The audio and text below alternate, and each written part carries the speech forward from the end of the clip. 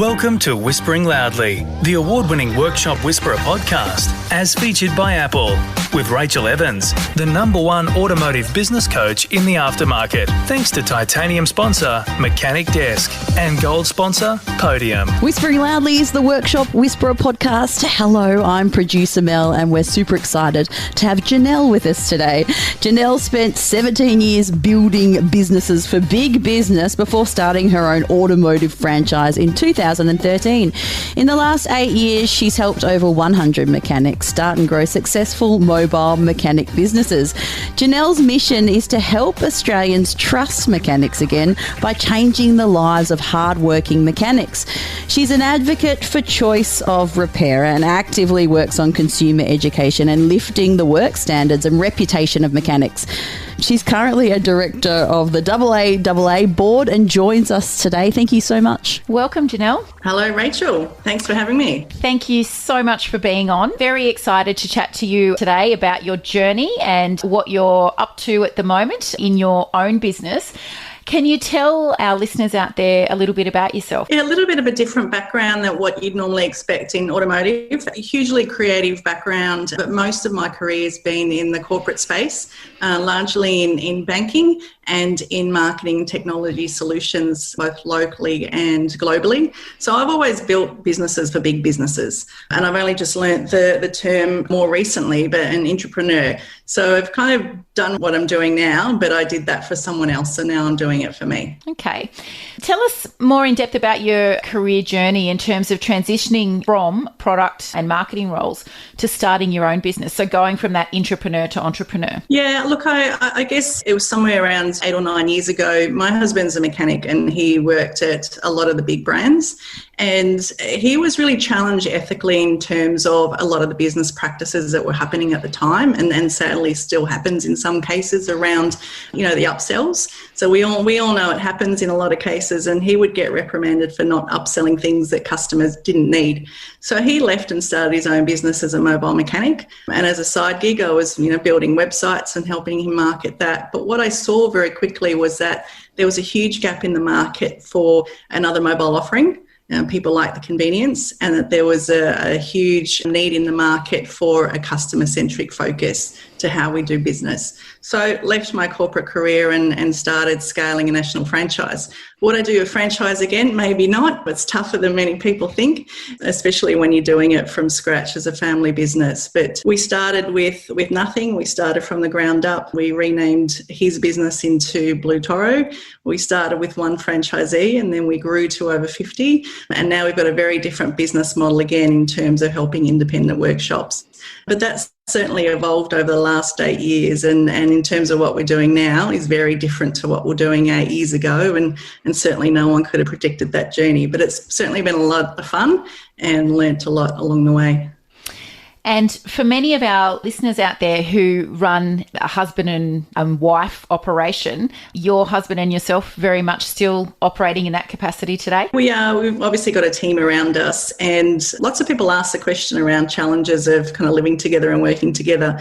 But we both have our individual strengths and weaknesses, and we play to that. So my husband, Elvio, runs our mechanical team. So he's our subject matter expert, if you like, and we have a team of employed mechanics that he runs. So he's very much the face from a mechanical perspective, whereas I run the actual business itself. Avoid mistakes others are making and take your auto repair shop to the next level. To reach out, email admin@workshopwhisperer.com with the subject Workshop Whispers, and we'll answer your question in our next Workshop Whispers episode. So tell us a little bit more about Blue Toro. So like a fixed workshop, you have competitors in your market. What do you think makes Blue Toro stand out? Look, there's two main things that we focus on, right? I guess we've got two different customer groups, and one is the end vehicle owner. And I think from that perspective, where we've been a little bit different, other than the obvious convenience of being mobile, is we're very much customer first and customer centric. So instead of giving people a laundry list of all the things they need doing on their car, for example, we'll start with a save money first approach. what needs to be done today versus what can wait, 2 months or 6 months. So we try and reverse engineer what people are kind of expecting from mechanics, which is, oh no, I'm going to get this big bill. I think I'm going in for a service, but it's going to be much bigger than that. We try and proactively work with our customers on saving money. And we've got, a lot of smarts in terms of our database, in terms of how we help our customers manage their vehicles for the life of the vehicle, not just for that single transaction. And that's why we've been able to get more 5-star reviews than anybody else, which we're really proud of. From a mechanic perspective, which is, core to our business, I guess the difference is we're helping these guys who are small business operators. Initially we're taking mechanics out of workshops who were employees and who had that aspiration to start a business. Now we're working with existing business owners. But I fundamentally believe these guys are good guys. They work really hard. They're good mechanics. They don't necessarily know how to run a business because no one's ever taught them, but they're just trying to, run a good business and earn a good living so they can better support their families. So I think there's definitely a need out there to support the little guys. Plenty of money floating around in big business, but the world's changing. Our industry is certainly changing a lot. So I think these guys need a lot of support in terms of navigating those changes and make sure they've got strong businesses where they can compete with the big guys. Let's change tact a little bit and talk about your experience of becoming successful in what is the male-dominated automotive aftermarket industry. What's your experience been? Well, successful, I'll take that one, but I don't know if we're quite there yet. I think we've still got a long way to go.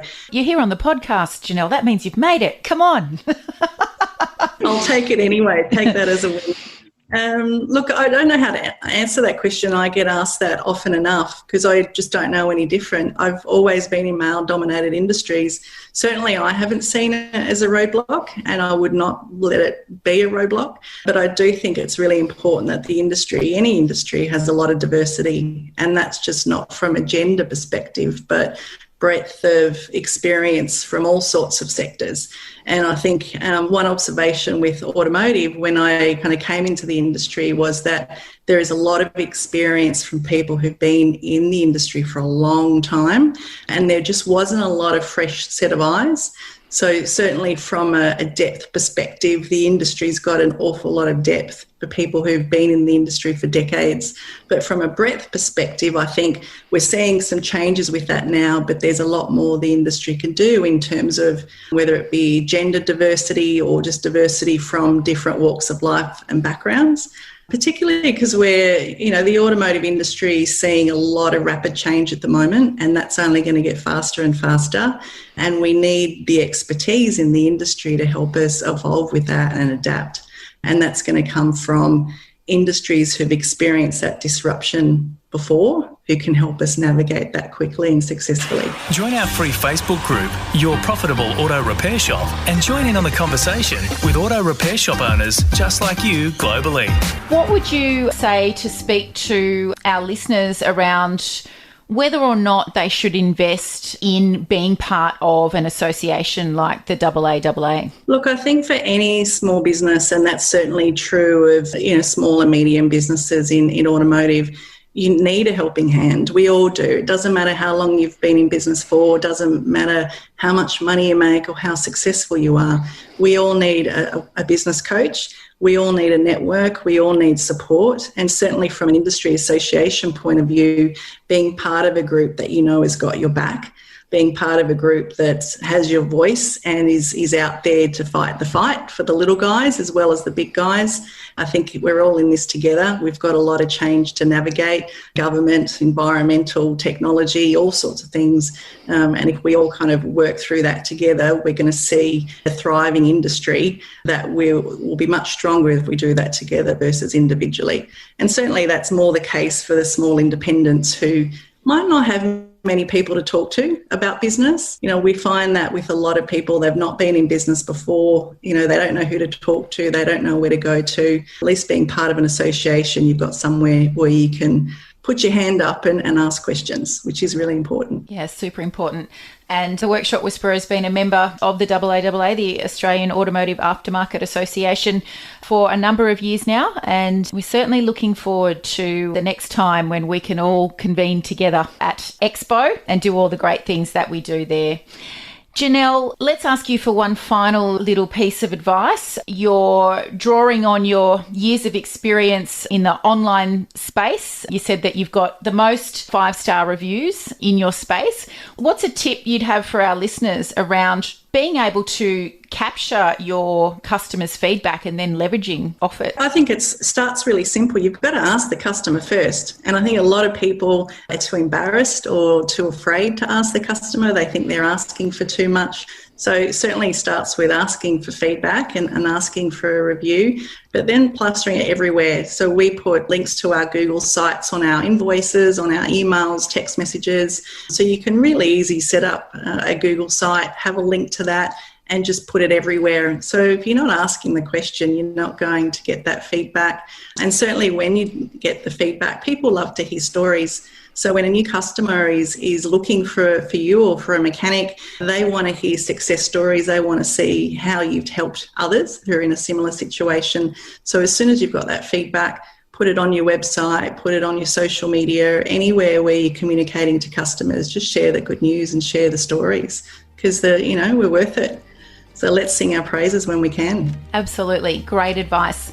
Janelle Gonzalez of Blue Toro, thank you so much for joining us here on Whispering Loudly today. Thanks for having me. Enjoyed it so much. And if you have a question that you would like answered on our next Workshop Whisperers episode, then please email us at admin@workshopwhisperer.com with the subject line Workshop Whispers, and we'll answer your question on one of our next episodes. Have a great week. Thanks for listening to Whispering Loudly, the award-winning Workshop Whisperer podcast, as featured by Apple with Rachael Evans, the #1 automotive business coach in the aftermarket. Thanks to titanium sponsor Mechanic Desk and gold sponsor Podium.